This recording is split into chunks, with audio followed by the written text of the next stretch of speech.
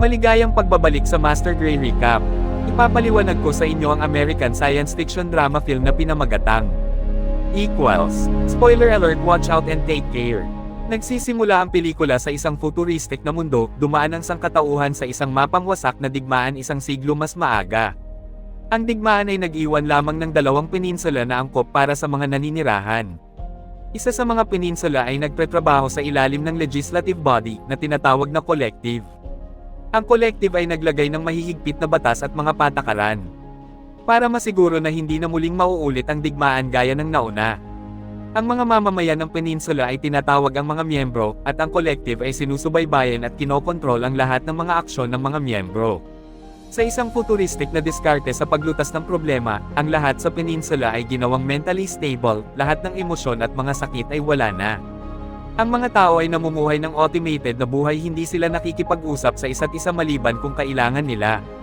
Ang konsepto ng pagkakaibigan at relasyon ay nawala at anumang ang pagpapakita ng emosyon ay itinuturing na labag sa batas. Ang kasal ay hindi umiiral sa mundong ito, ang mga sexual na aktibidad ay salungat sa mga alituntunin ng lipunan ng peninsula. Ang mga babies ay mahigpit na ginagawa gamit ang artificial na paraan.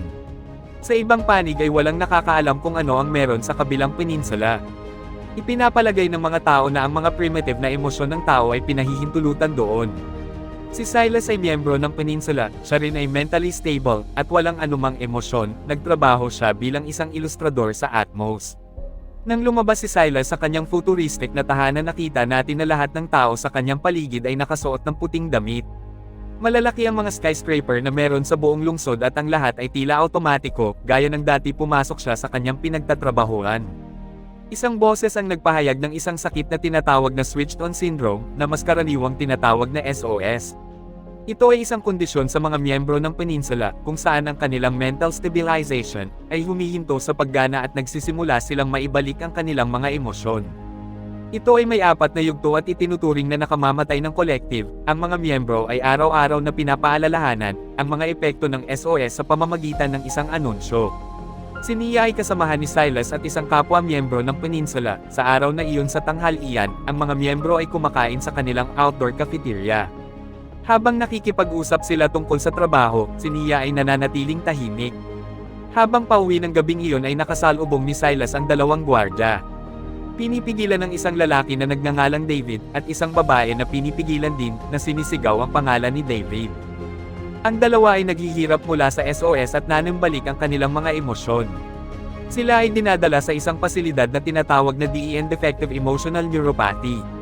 Ang DEN ay itinatag ng collective upang hawakan ang mga pasyente nagdurusa mula sa SOS. Bagamat hindi alam ng maraming tao kung ano ang nangyayari sa loob ng lugar. May rumors na ang mga tao mula sa ika-4 na stage ay pinapatay ng walang awa, dahil ang ika-4 na stage ay hindi na kayang pagalingin. Ang pagpapakita ng mga emosyon ay nagpagulo kay Silas pagkatapos bumalik sa kanyang apartment at nakita natin ang buong loob. Wala itong anumang palamuti at mga furnitures at lubos na moderno, nagpupali pa ng oras si Silas gamit ang modernong mga puzzle.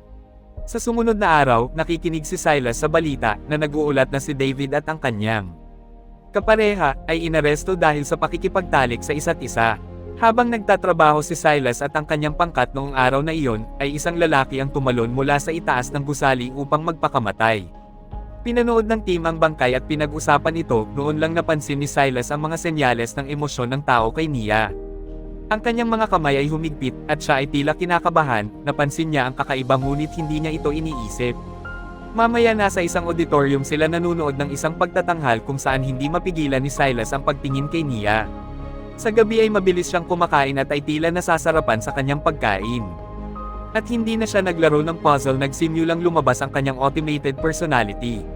Sa oras na naginip siya ng kanyang pagtatangka na magpakamatay at nagising sa pagkabalisa. Ito ang unang pagkakataon na nagkaroon siya ng bangungot. Sa sumunod na araw nagpunta siya sa doktor kung saan nakilala niya ang isang lalaki na nagngangalang Jonas, na nasa level 2 ng SOS. Sinuri ng doktor si Silas at lumabas na mayroon siyang level 1 SOS. Tinanong niya ang doktor kung kailangan niyang pumunta sa den. Ngunit siniguro sa kanya ng doktor na madali ang lunas sa level 1 at posible.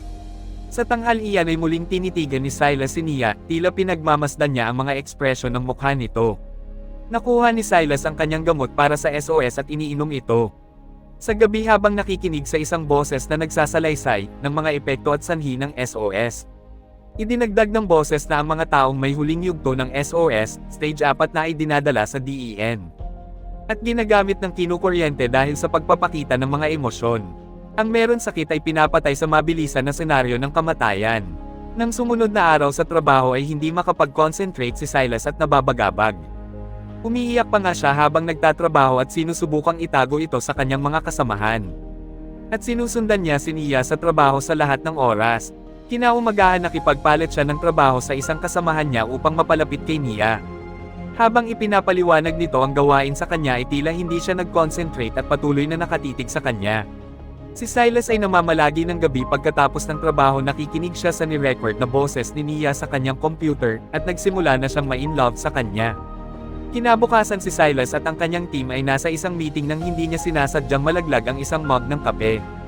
Inamin niya na siya ay nagdurusa ng level 1 SOS, ang grupo ay sama-samang nagpasya na si Silas ay dapat manatili hanggat maaari habang nagtatrabaho upang ang iba ay maging mas komportable.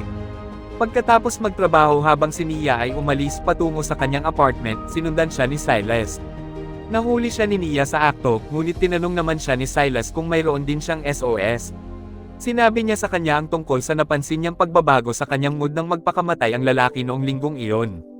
Iginiit ni Nia na ayos lang siya at umalis. Kinabukasan sa trabaho, si Silas ay nananatiling malayo hanggat maaari mula sa lahat, ngunit hindi tumitigil sa pagtingin kay Nia. Ang dalawa ay parang hindi nag-usap kahapon at parang walang nyaring pag-uusap, pareho silang nagtrabaho hanggang gabing. Nang pumunta si Nia sa banyo at sinundan siya ni Silas at pumasok siya sa stall ng kanyang banyo, magkalapit ang dalawa nang magkadikit sila para sa unang pagkakataon. Naramdaman ni Silas ang paghanga ni Nia sa kanya, at pinaalam ni Nia sa kanya, 1 taon na siyang nasa stage ng SOS, at never pa siyang pumunta sa doktor dahil sa takot na ipadala siya sa DEM. At sinabi sa kanya ni Nia na ang pagsasama nilang dalawa ay masyadong delikado, kaya hindi na sila maaring magkita katulad nito. Tumayo ang dalawa at naghalikan. Kinabukasan sa trabaho, umalis na ang lahat sa opisina maliban sa dalawa. Si Nia ay muling umalis papuntang banyo at sumunod si Silas. Naghawakan ang dalawa sa isa't isa ngunit masyadong natatakot na pumasok sa isang relasyon, muli silang naghalikan. Mula sa sumunod na araw nagsimula silang palihim na pumasok sa banyo araw-araw, nagtatawanan silang nag-uusap at naghahalikan. Ang dalawa ay nahulog na sa isa't isa. Isang araw pumasok sa banyo ang isang Atmos manager, na si Leonard habang magkasama ang dalawa. Si Nia ay nananatiling nakatago habang si Silas ay lumabas at nakikipag-usap sa kanya. At sinabi sa kanya na may nag-report sa kanya tungkol sa pagbabago ng mga galaw ni Silas. Binalaan niya si Silas ng mga kahihinatnan ng mga galaw niya at umalis. Ang dalawa nag-uusap sa kanilang pag-uwi, at sinabi ni Silas sa kanya na maghahanap siya ng ibang trabaho para hindi sila'y mahuli, kaya kinabukasan ay nagbitiw si Silas sa kanyang trabaho. Isang lalaking nagngangalang Dominic ang pumalit sa kanya habang si Silas ay nakakuha ng isang bagong trabaho sa isang nursery. Sa gabi habang kumukuha ng mga gamot si Silas nagkita muli sila ni Jonas, muling silang nag-usap ng sandali, at ipinahayag ni Jonas na siya ay bahagi ng isang support group na para sa mga taong nagdurusa sa SOS. At nag-aalok na tulungan si Silas kung kailangan niya. Hindi nagtagal, binisita ni Silas ang support group at nakilala ang mga miyembro nito na sina Bess, Peter, Thomas, Gil, Max, at Alice. Doon niya nalaman na kalahati ng mga pasyente na dinala sa den ay nagpakamatay dahil ang staff ay hinihikayat silang gawin iyo. At ang iba ay nakita nila mismong magpakamatay, kaysa sa pagkuryente sa kanila, lumalabas na ang pagpapakamatay ay mas mabuti para sa lahat.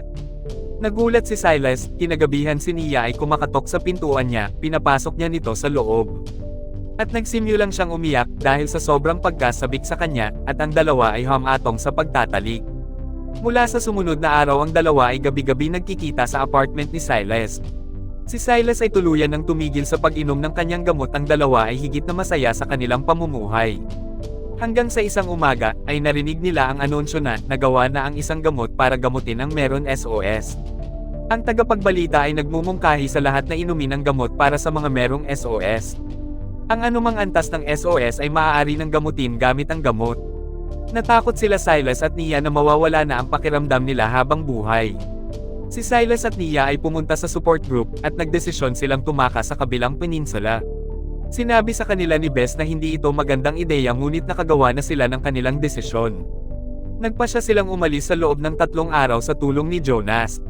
Ngunit nakatanggap ng tawag si Nia galing sa collective, gusto nilang magkaroon siya ng artificial na anak. Nung sinuri ng doktor ang mga resulta ng kanyang dugo, nasuri nila na may SOS siya. Natakot siya at sinabi niya ito kay Silas, at humiling na magkita sila sa klinika pagkatapos ng kanyang appointment. Sa klinika ipinaalam ng doktor kay Nia na siya ay buntis. Nakita ni Silas na dinala siya ng 2 gwardiya, ngunit wala siyang magawa. Dinala nila siya sa DEN, si Silas ay galit na humingi ng tulong kay Jonas, na nagsabi sa kanya na umuwi at maghintay ng ilang oras. Pinalaya ni Bess na isa ring trabahador sa DEN si Nia, at dinala siya sa iba pang grupo ng suporta, pinabihis nila siya ng mabilis hanggat kaya niya. Pagkatapos ay ipinaliwanag sa kanya ni Bess, na ang isang pasyente na nagngangalang Eva, ay nagpakamatay. Kagabi, pinalitan ni Bess ang kanyang mga record kay Nia, kaya ngayon ay malayang mamuhay si Nia, habang nagpapanggap bilang si Eva. Si Nia ay tumakbo patungo sa apartment ni Silas, ngunit nagulat siya nang hindi niya ito makita doon. Samantala si Silas ay nasa trabaho kung saan inihayag sa balita na iniulat ni Max, si Bess, Jonas, at Gil, kaya ngayon silang tatlo ay gumaling na at wala ng emosyon. Pagkatapos ay tumakbo siya sa punong tanggapan ng DEN at nagtanong sa isang manggagawa tungkol kay Nia, ipinaalam niya sa kanya ang tungkol sa pagkamatay nito. Si Silas ay nalungkot, nablangko siya at nagsimulang magpanic attack, hinanap siya ni Nia, nang hindi siya nakita sa apartment.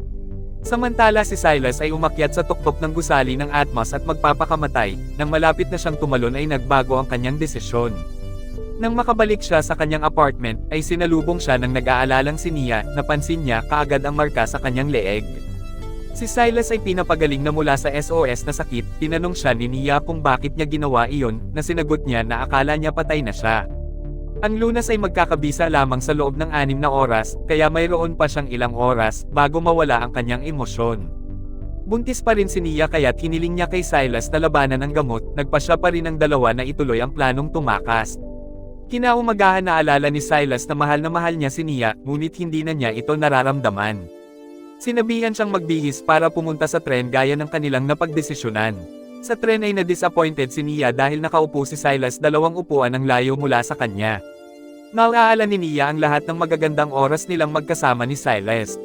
Saka siya umupo sa tabi niya at hinawakan ang kanyang kamay, na nagmumungkahi maibabalik ang lahat sa dati at babalik din ang kanyang emosyon.